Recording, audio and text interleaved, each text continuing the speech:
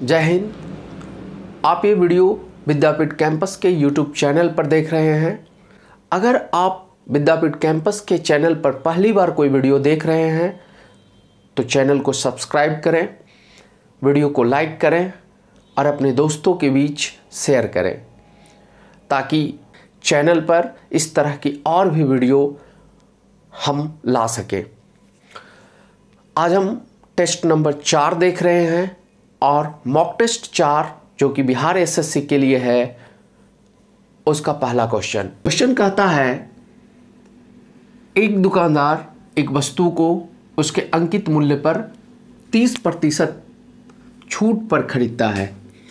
अंकित मूल्य पर 30% की छूट और वस्तु के अंकित मूल्य पर 5% की छूट देने के बाद वस्तु को बेच देता है।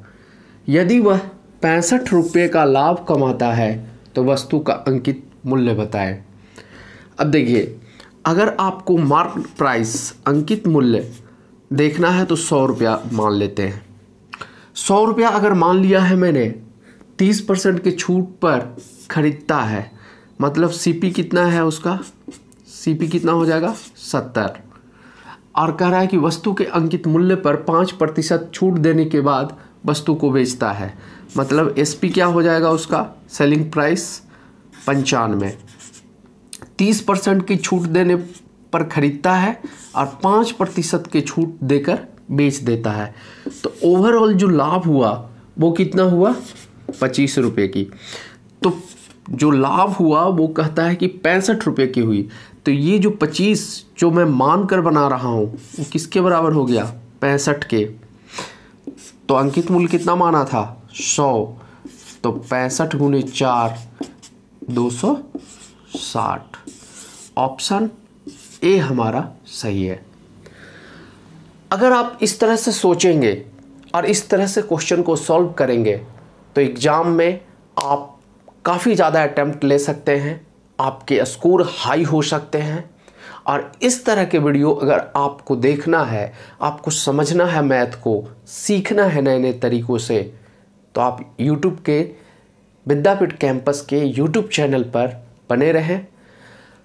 देखिए क्या होता है ना कि एक दो क्वेश्चन देखकर आप सोचते हैं कि हम तो बहुत सीख गए, बहुत जान गए, तो ऐसे काम नहीं होता है।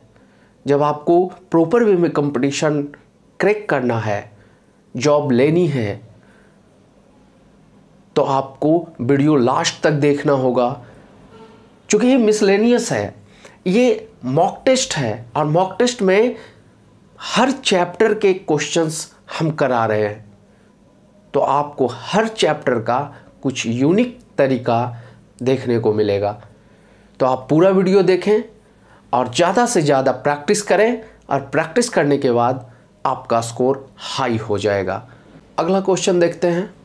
अगला क्वेश्चन कहता है, ए बी सी और डी के बीच 6342 रुपये की राशि को 3:4:8:6 के अनुपात में वितरित किया गया है। बी और डी के हिस्सों के बीच अंतर ज्ञात करें। देखिए, इसे हम पहले बेसिक मेथड से सॉल्व करेंगे, उसके बाद इसे हम स्पेशल जो एक्सप्लेनेशन है उससे सॉल्व करेंगे। तो सबसे पहले जो रेशियो दिया हुआ है वो दिया हुआ है 3:4:8:6। तो इसका जो टोटल सम होता है, टर्म का सम होता है, ये 4 3 7 8 15 6 21, यानी बी और डी मतलब 4 और 6 की बात की गई है। तो बी का हिस्से में कितने पड़ेगा, 4/21 इंटू 6342। अब इसे हम अगर कट करेंगे तो ये कितना होगा, 302।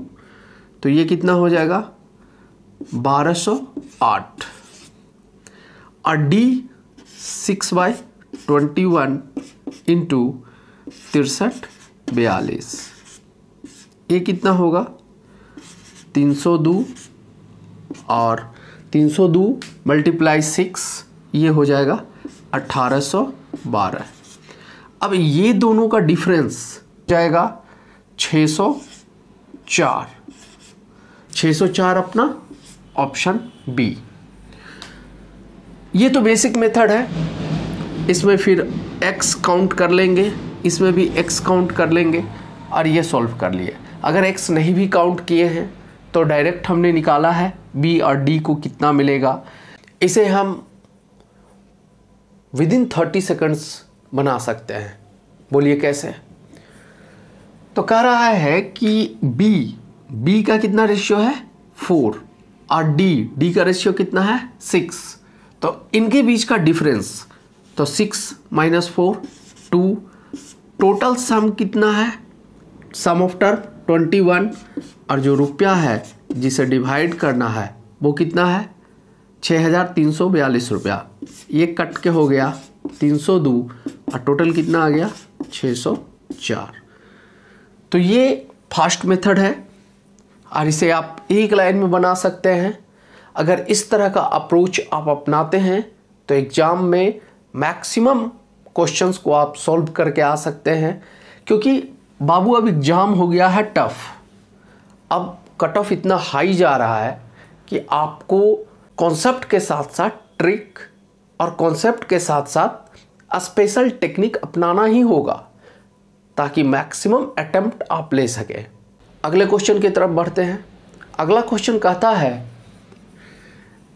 a के लिए किस मान के लिए a के किस मान के लिए 4 अंकों की संख्या, एक 4 अंकों की संख्या दी हुई है 6a25। अब कह रहा है कि ये 11 से विभाजित है और a के जगह कौन सा डिजिट होगा। तो इस क्वेश्चन में सबसे पहले आपको समझना है कि a के जगह 0 से 9 के बीच में ही डिजिट होंगे, क्योंकि वह सिंगल डिजिट की बात कर रहा है। तो मिनिमम 0 या मैक्सिमम 9 होगा।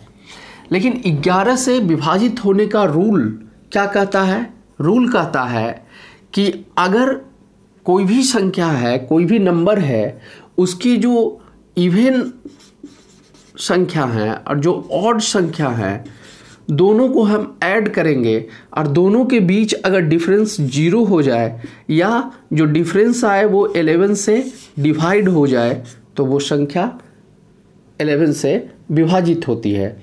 तो इसका इवन कौन है और ऑड कौन है? तो ये देखिए 1 2 इधर लिखते हैं 6a25। अब ये देखिए ये कितना है सम, इसका 8, इसका सम कितना है a+5।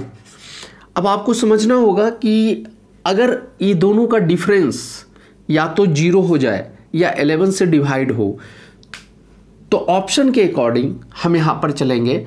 ऑप्शन में अगर 11 से अगर डिवाइड होने की बात कहेगा, मतलब a की वैल्यू 11 से ज़्यादा होगी। आप खुद ही समझ सकते हैं कि अगर 11 से डिवाइड होने की बात की जाए, इसके डिफरेंस को, इसके a+5 और 8 के डिफरेंस को, तो वो क्या होगा, a का वैल्यू 11 से मोर होगा। लेकिन मोर वैल्यू हमें नहीं रखना है, हमें डबल डिजिट में जाना ही नहीं है, हमें तो मैक्सिमम 9 रखना है, क्योंकि a यहाँ सिंगल डिजिट पुट करना है। तो इसलिए हम क्या करेंगे कि दोनों डिफरेंस क्या हो जाए, 0 हो जाए। अब जब दोनों का डिफरेंस 0 होगा, यहाँ 8 है, यहाँ a+5 है, इट मीन्स a = 3 होगा। और a = 3 मेरा ऑप्शन कौन सा है, C। तो C नंबर ऑप्शन आपका सही होगा। देखिए एग्जाम में आपको 2 3 4 5 6 7 8 9 ये मैक्सिमम पूछता है, कभी कभी आपको 11 पूछ लेता है। तो ये जो विभाजन का रूल है, ये रूल आपको क्या करना होगा, देखना होगा, रिमेंबर करना होगा। जैसे लास्ट वीडियो में हमने बताया था 3 से विभाजन का रूल, फिर हमने एक वीडियो में बताया है 5 से विभाजन का रूल। तो इस तरह से विभाजन के रूल अलग अलग होते हैं हर डिजिट से, तो इसे आपको सीखना होगा।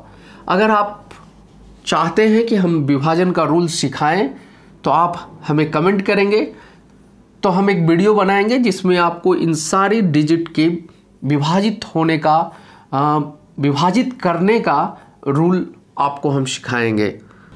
अगले क्वेश्चन की तरफ बढ़ते हैं।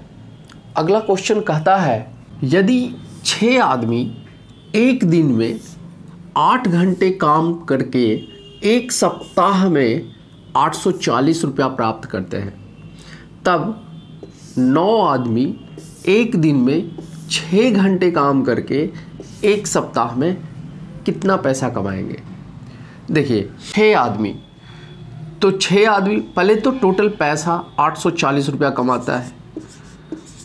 840 रुपया कमाने के लिए 6 आदमी को डेली 8 घंटा 7 दिनों तक काम करना पड़ता है।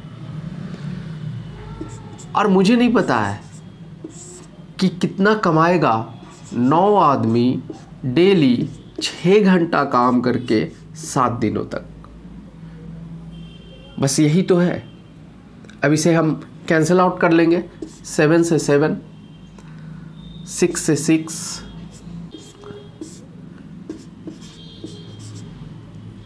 हो गया 105 गुने 9, तो कितना हो जाएगा 945।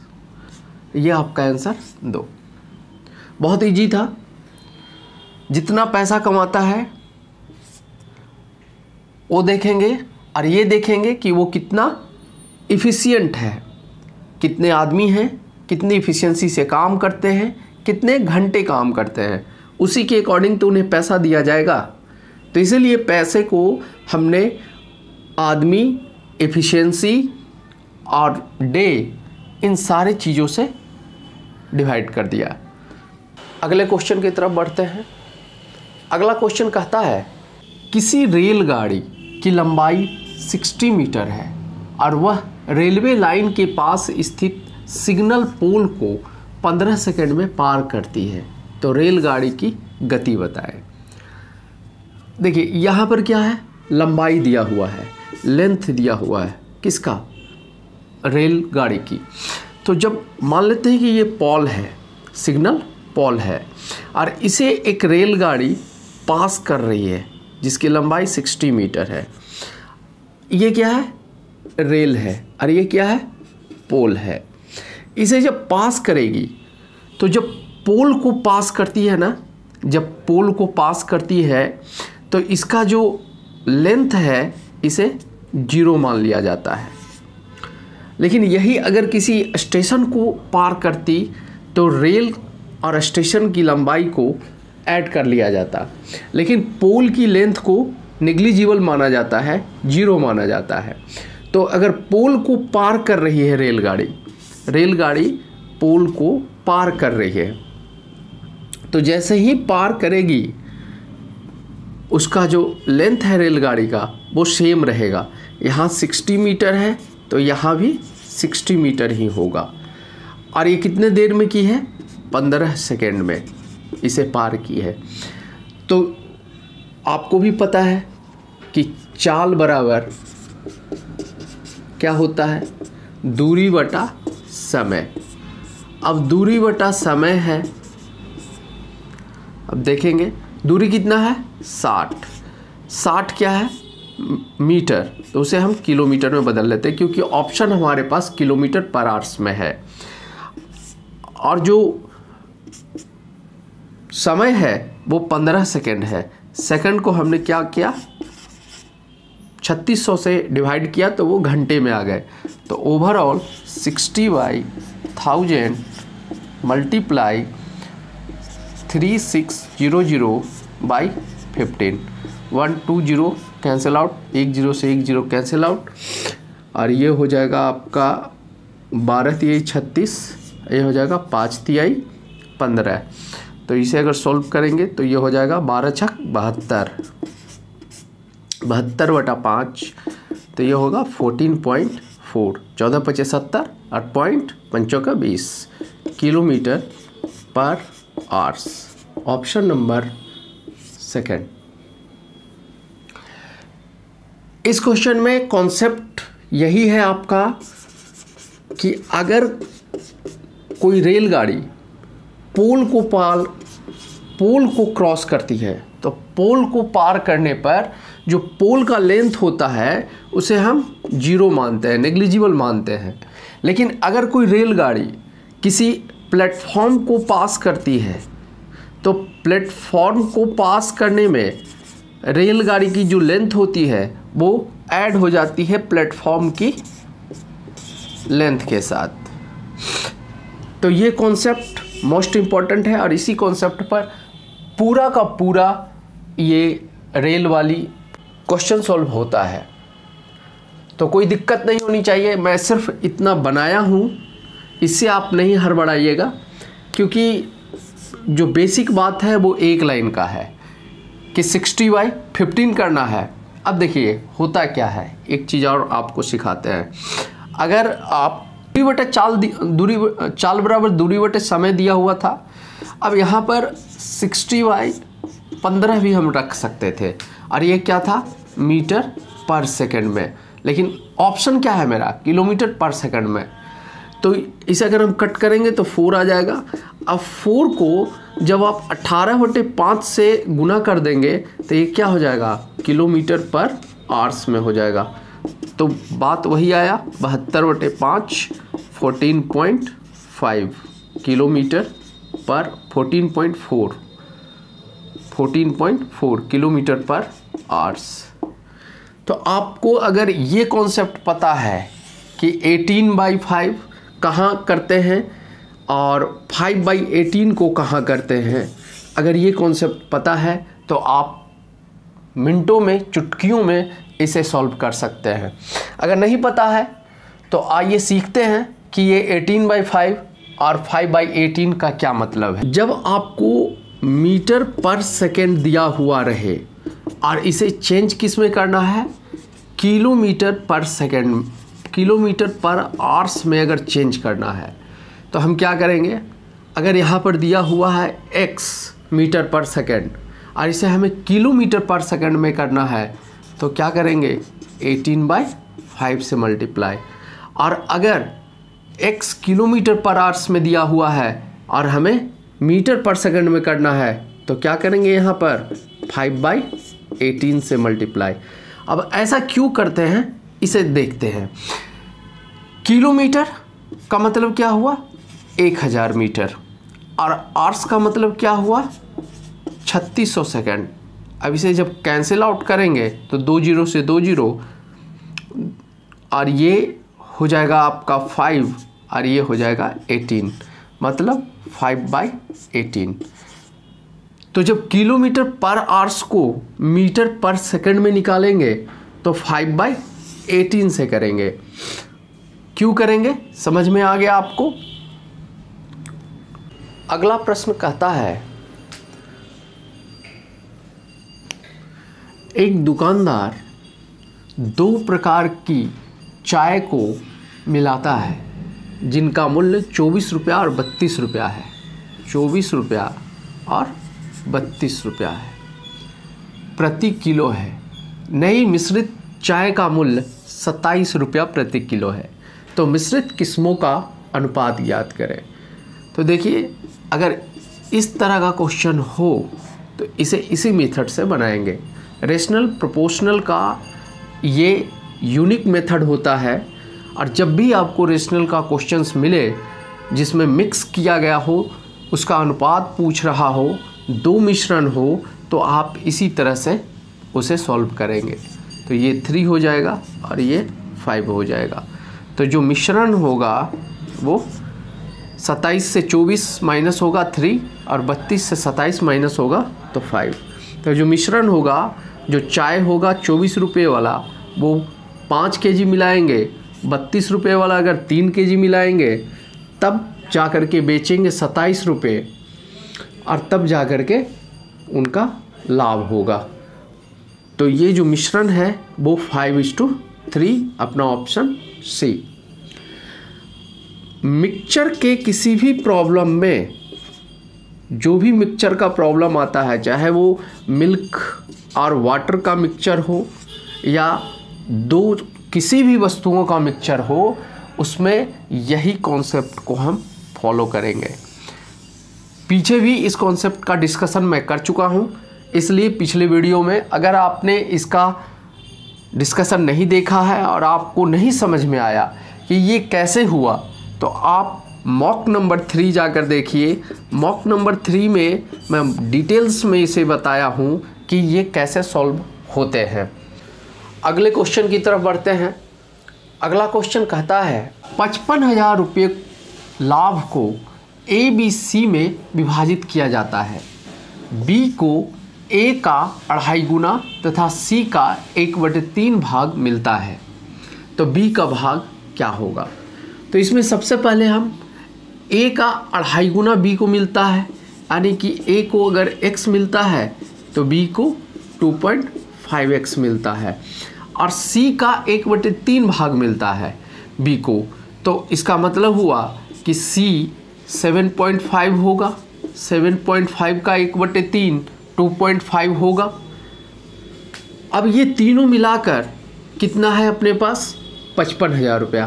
तो तीनों मिलाएंगे तो क्या आ जाएगा? 11x, और इसको बांटना है 55,000 रुपया को 11x के बीच में, तो कितना हो गया? x 5,000 रुपया। तो जब x 5,000 रुपया हो गया तो b 2.5 गुना है, मतलब कितना हो जाएगा? 12,500 रुपया। 12,500 आपका ऑप्शन ए है। इस क्वेश्चन को स्पेशल एक्सप्लेनेशन से फिर समझते हैं क्या होता है। यहाँ मेंशन है 2.5 गुना, तो 2.5 गुना का मतलब क्या हुआ? 5/2। मतलब अगर a 2 है तो b कितना है? 5 है। अगर a 2 है तो b कितना है? 5 है। ये 2.5 गुना का मतलब होता है 5/2। अब अगर a 2 है b 5 है और कह रहा है कि b c का 1/3 भाग है, मतलब c 15 होगा, तो 15 5 20 और 2 22, और 22 से अगर हम बांटें 55,000 को तो ये 2 और ये हो जाएगा 5,000, यानी 1 किसके बराबर हो गया? 2,500 के बराबर। तो हमने क्या माना था? b 5 था मेरा, तो 5 12,500। तो अगर हम 2.5 गुना से भी लेकर चलेंगे तो ऐसे भी, और जो बेसिक मेथड था x वाली उससे भी चलेंगे तो भी ये बन जाएगा। दोनों मेथड से 12,500। अगले क्वेश्चन को देखते हैं। अगला क्वेश्चन कहता है कि एक नाविक धारा के विरुद्ध 6 किलोमीटर जाता है तथा धारा के दिशा में 12 किलोमीटर जाता है, तो उसे प्रत्येक दशा में 2 घंटे लगते हैं। तो धारा का वेग बताएं, धारा की चाल बताएं। तो देखिए, अगर 6 किलोमीटर जाता है वो, तो डिस्टेंस कितना हुआ? 6 किलोमीटर। 6 किलोमीटर, और किधर जा रहा है? विरुद्ध जाता है, यानी कि इसका जो चाल है वो v माइनस एक्स मान लेते हैं। v उसका चाल, उस नाविक का चाल, और x धारा का। तो धारा क्या करेगा? अपोज करेगा, उसे रोकेगा, उसकी स्पीड को कम करेगा, इसीलिए हमने माइनस लिख दिया। क्यों? क्योंकि वो अपोजिट साइड से जा रहा था, और टाइम कितना लगता है? 2 घंटा। इसी चीज़ को इधर देखते हैं, तो 12 किलोमीटर जाने के लिए ये धारा के साथ जाएगा, और इसको टाइम कितना लगेगा? 2 घंटा। अब दोनों को हम क्या करेंगे ना, कंपेयर करेंगे। टाइम हमारा क्या है? दोनों कंडीशन में टाइम हमारा सेम है, तो हम क्या करेंगे कि टाइम इक्वल टू लिख देंगे डिस्टेंस बाय चाल, v minus x, distance by चाल v प्लस एक्स। 6 1 जा 6, 6 2 जा 12। अब क्रॉस मल्टीप्लिकेशन कर लेते हैं, तो v plus x equal to 2v minus 2x। इसे ई साइड लाएंगे तो v इक्वल टू 3x।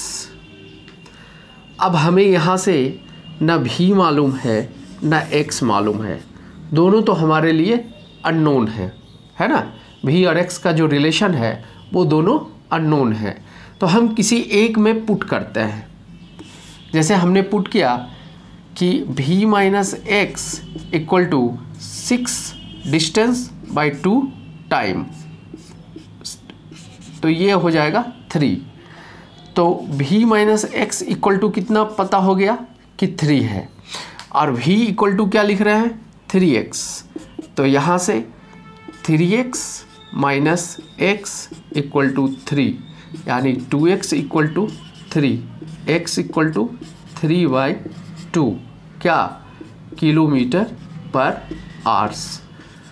और 3/2 यही तो अपना ऑप्शन है ना, 1.5 किलोमीटर्स। ये आपका बेसिक मेथड है, हमेशा याद रखेंगे कि ये जो बना रहे हैं हम वो बेसिक मेथड से बना रहे हैं। इसे एक बार और समझेंगे।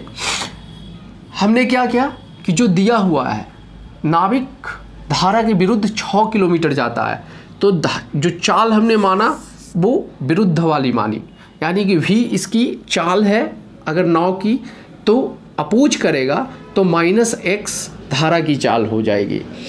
2 घंटे लगते हैं 6 किलोमीटर जाने में, और 12 किलोमीटर जाने में भी 2 घंटे लगते हैं, लेकिन ये धारा के साथ जाता है। यानी कि धारा के साथ अगर जाएगा तो वो 2 घंटे में ज़्यादा डिस्टेंस तय करेगा, क्योंकि धारा का भी तो एक चाल है। और यहाँ कम, क्योंकि धारा का चाल यहाँ अपोज कर रहा है और यहाँ सपोर्ट कर रहा है। तो हम यहाँ से जो टाइम बराबर होता है वो टाइम दोनों में क्या है, कॉमन है।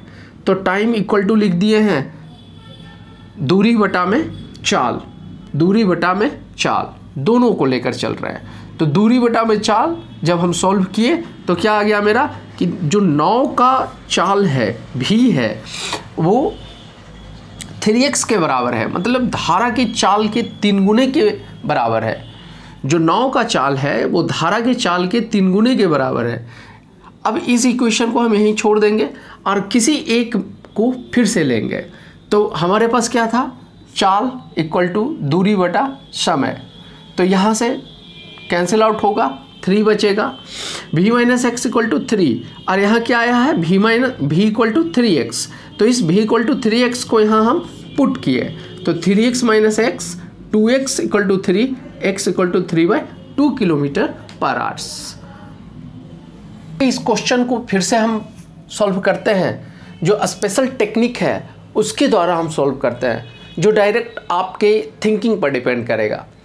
देखिए क्या कहता है, 6 किलोमीटर कितने घंटे में जाता है, 2 घंटे में। तो 6 किलोमीटर 2 घंटे में जाता है, इसका मतलब 3 किलोमीटर पर आवर्स का उसका स्पीड है। 12 किलोमीटर 2 घंटे में जाता है, मतलब 6 किलोमीटर पर आवर्स का उसका स्पीड है।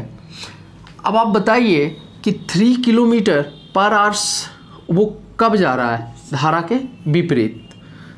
जब वो धारा के विपरीत जा रहा है तो तब 3 किलोमीटर पर आवर्स से जा रहा है, और जब धारा के साथ जा रहा है तो कैसे जा रहा है, 6 किलोमीटर पर आवर्स से जा रहा है। तो ये जो चाल है वो नाव माइनस धारा का है और ये नाव प्लस धारा का है, ठीक है।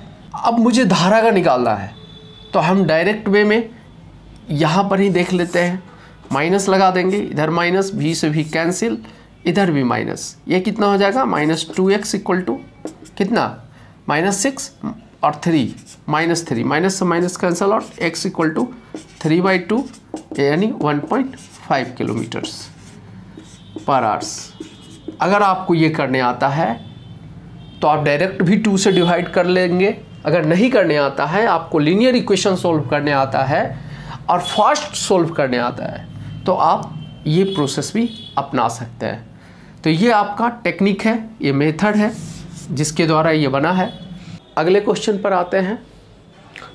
अगला क्वेश्चन कहता है, पानी से भरी 12 बाल्टियों से एक पात्र भरी जा सकती है। एक पात्र का मतलब एक कंटेनर, जबकि प्रत्येक बाल्टी में 13.5 लीटर पानी आती है। तो इस पात्र को 9 लीटर की क्षमता की कितनी बाल्टियां भर सकती है। देखिए क्वेश्चन तो लंबा चौड़ा है, लैंग्वेज इसका अच्छा है, लंबा करके दिया गया है। ऐसे प्रश्न मॉक टेस्ट में इसलिए दिए जाते हैं ताकि बच्चे को टाइम किल हो। बच्चा क्वेश्चन पढ़ेगा, पढ़ने के बाद समझेगा और तब बनाएगा। अब बच्चे को पढ़ने में ही टाइम ज़्यादा लगा दिया जाता है, तो इसलिए ऐसे क्वेश्चन की फ्रेमिंग की जाती है। इस क्वेश्चन को देखकर आप समझ सकते हैं कि आपको हाथी दिखाया जा रहा है और कुत्ते पर बैठा दिया जा रहा है, बस वही बात है। क्वेश्चन बहुत बड़ा है। आप भी देखिए, 12 बाल्टी किसी कंटेनर को भर रहा है। एक बाल्टी की कैपेसिटी कितनी है? 13.5 लीटर। अब 9 लीटर की क्षमता वाली कितनी बाल्टी होगी? 9 लीटर की क्षमता वाली कितनी बाल्टी होगी जो भर देगी? अब आप ही बताइए, सॉल्यूशन कितना शॉर्ट हो गया? 4 3 जा 3 3 जा कट गया। 13 चौका 52 और 2 54, 54 बटा में 3, तो ये हो जाएगा 18 तिहाई 54, यानी कि 18 बाल्टी लगेगा उसे। Option number C. तो आपको दिखाया गया तो इतना बड़ा फ्रेमिंग करके क्वेश्चन, और सॉल्यूशन एक लाइन का भी नहीं। तो ऐसे क्वेश्चंस कुछ होते हैं, इसे या तो आप इजी क्वेश्चंस मान लें या टाइम कंज्यूमिंग क्वेश्चन मान लें, जो भी माने, लेकिन ऐसे क्वेश्चंस मॉक टेस्ट में होते हैं।